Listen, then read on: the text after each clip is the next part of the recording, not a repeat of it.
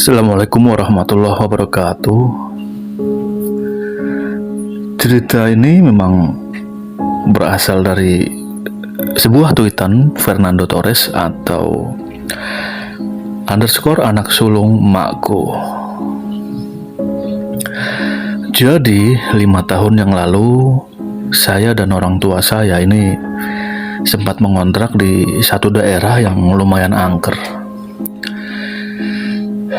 Di depan rumah saya itu atau kontrakan ada sebuah pohon beringin dan pohon jambu, dan juga di sana itu ada 2 buah kuburan lama. Kami terpaksa tinggal di sana sementara karena memang harganya murah, ya, sambil memperbaiki ekonomi. Dan sekitar 3 bulan kami tinggal di sana. Tapi menurut saya 3 bulan itu betul-betul masa yang sangat menegangkan. Karena memang setiap malam itu kami harus mendengar suara tangisan bayi yang memang misterius. Dan juga jujur selama di situ itu bayi dari mana saya juga kurang paham. Nah, satu malam ketika saya sehabis pulang dari bekerja, saya ini mengalami sebuah gangguan. Jadi pada saat itu kurang lebih jam 9 malam, saya ini lewat dekat pohon beringin, dan di situ ada seorang ibu yang sedang hamil ini bermain dengan anaknya. Nah, ibu ini tidak tahu kalau tempat itu angker. Ya, anaknya sih sekitar 5 tahunan lah usianya. Nah, kemudian saya pun mencoba mendekati. Nah, saya bilang, maaf bu, udah malam, apa ibu tamu dari orang tua saya? Kalau memang iya, silahkan masuk ke rumah. Nah, betapa kagetnya ketika sang ibu itu menoleh. Ternyata wajahnya memang berlumuran darah, dan ada sebuah pisau yang memang menancap di perut besarnya. Dan yang tidak kurang menyeramkan, sosok anak kecil ini di posisi lehernya itu seperti mau putus. Nah, saya pun langsung lari masuk ke dalam rumah sambil terengah-engah. Ini ketika melihat itu, ibu saya pun bertanya, "Loh, kenapa bang? Kok ngos-ngosan kayak dikejar hantu?" Ya, akhirnya saya pun langsung menceritakan kejadian yang barusan saya alami kepada sang ibu. Ibu ini tidak percaya. Kemudian juga datang bapak. Bapak pun karena penasaran akhirnya membuka pintu, ingin melihat apa memang betul ada 2 sosok yang menyeramkan itu. Dan ketika dibuka ya tidak ada apa-apa.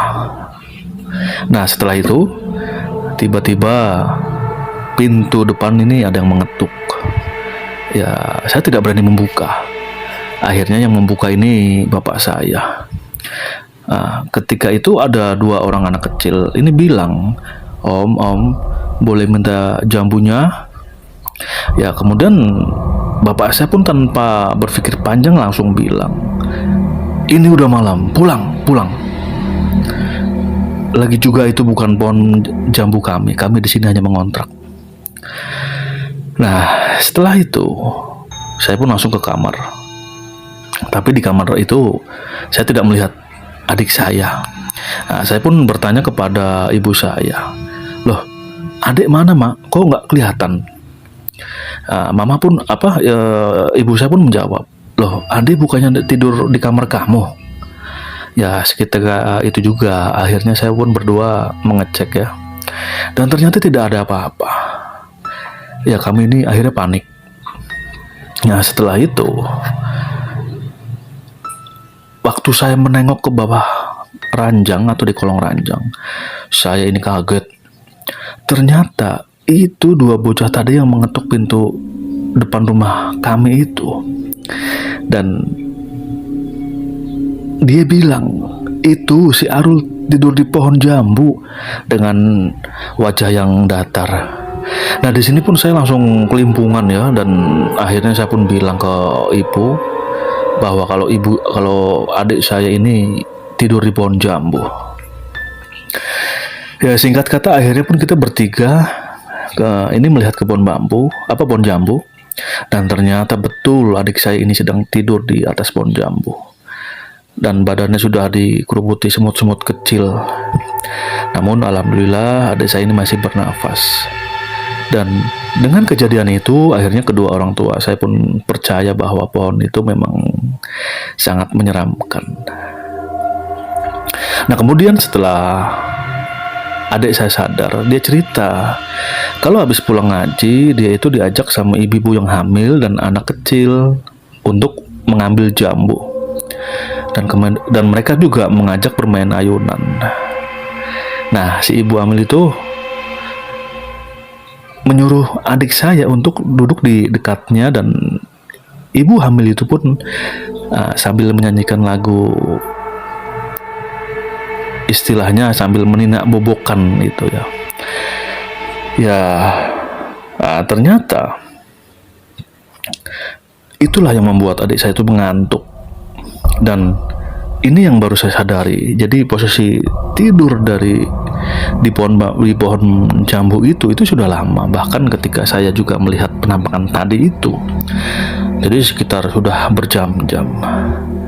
Kemudian akhirnya saya dan bapak saya pun menemui yang punya kontrakan, ingin mengetahui apa secara historis yang terjadi ya. Nah setelah kami ini berdua menemui sang empunya, akhirnya sang empunya ini pun bercerita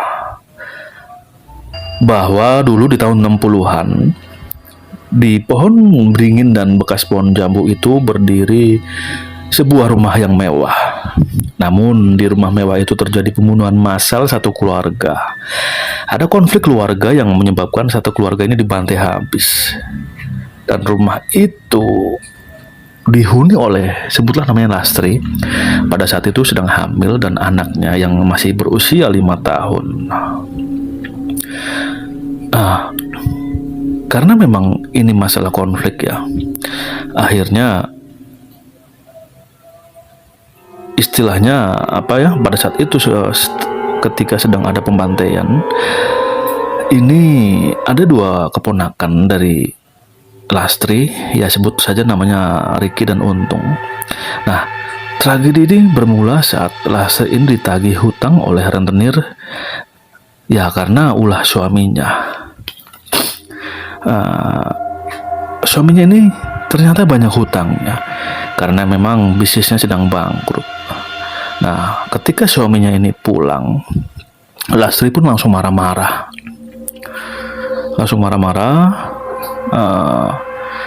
Kemudian sang suami ini meminta rumah itu untuk dijual. Namun di sini Lastri tidak setuju karena rumah itu memang peninggalan orang tuanya. Serta merta hal itu membuat suaminya ini naik pitam dan langsung memukul Lastri yang sedang hamil. Lastri tidak terima. Lastri pun keluar rumah ya, dan ingin melaporkan kejadian itu. Namun tiba-tiba di sini suaminya memukul kepala Lastri dengan vas bunga. Lastri pun terkapar. Ya, walaupun memang pada saat itu Lastri bisa melawan dengan menggigit kaki suaminya. Namun yang suaminya ini sudah kalap, akhirnya mengambil pisau dan menusukkan perut Lastri yang sedang hamil. Lastri pun meninggal. Kejadian itu dilihat oleh kedua keponakan Lastri. Ya itu tadi dia. Akhirnya pun langsung mengejar kedua keponakan tadi yang tidak berdosa. Dan kedua ponakan tadi itu dihajar atau dipukul menggunakan kipas angin sampai juga terkapar. Nah, kemudian diikat dan dimasukkan ke dalam sumur di belakang rumah tersebut. Setelah menyiksa kedua keponakannya dari Lastri, suaminya ini pun langsung ingin pergi dari rumah. Namun dia akhirnya melihat anaknya sendiri yang berusia 5 tahun dan menangis di depan jenazah Lastri. Dan di sini bejatnya ya, karena memang tidak mau terbongkar, suami Lastri atau ayah anak tersebut pun bahkan tega menggorok dari belakang, sehingga kejadian itu pun terjadi, dan dia pun menguburkan anak dan istrinya itu di bawah pohon beringin. Nah, kemudian 10 tahun berlalu, kuburan itu pun sudah diperbaiki oleh warga dan dipindahkan dengan layak. Nah, kemudian suaminya pun langsung meninggalkan rumah tersebut, dan sebelumnya ini memang menghilangkan barang bukti. Nah, sementara sumur di belakang rumah ini, tempat mayat 2 keponakan Lastri dibuang, ia robohkan. Ia semen, dan supaya tidak kelihatan bekas sumur, rumah itu pun dijual. Ya, karena memang banyak pembeli yang akhirnya dihantui ya oleh penampakan-penampakan. Rumah ini akhirnya terbengkalai lama dan tidak berpenghuni. Ya, akhirnya rumah itu pun dirobohkan dan kemudian direnov ulang dari awal dan dibuat lebih sederhana. Dan yang rumah pada saat ini kami kontrak atau kami huni itu adalah tempat kedua anak kecil itu dikubur, karena memang tidak ada yang istilahnya ini pada saat itu akhirnya ketahuan oleh warga ya, sumurnya itu kan diangkat, namun tempatnya akhirnya dijadikan kontrakan yang kami tinggali sekarang. Dan akhirnya tempat bekas penguburan kedua bocah atau keponakan Lastri ini ditumbuhi pohon jambu. Sampai sekarang tidak ada yang berani menebang pohon tersebut, karena memang pernah dulu ya pemilik kontrakan ini memangkas pohon jambu, tapi dari batangnya ini mengeluarkan darah segar, bukan getah. Dan lalu dari mana pemilik kontrakan itu tahu cerita semua ini? Dan ternyata cerita ini sudah turun-temurun. Jadi setiap yang mengontrak di rumah itu ini mengalami kejadian yang selalu sama dengan apa yang kami alami. Dan tragedi Lastri ini memang belum ada validasi kebenarannya. Namun kisah ini atau kisah horor yang kami alami itu memang kisah nyata. Ya, demikian cerita yang memang sebuah tweetan dari Bang Fernando Torres. Dan akhirnya saya tutup. Wassalamualaikum warahmatullahi wabarakatuh.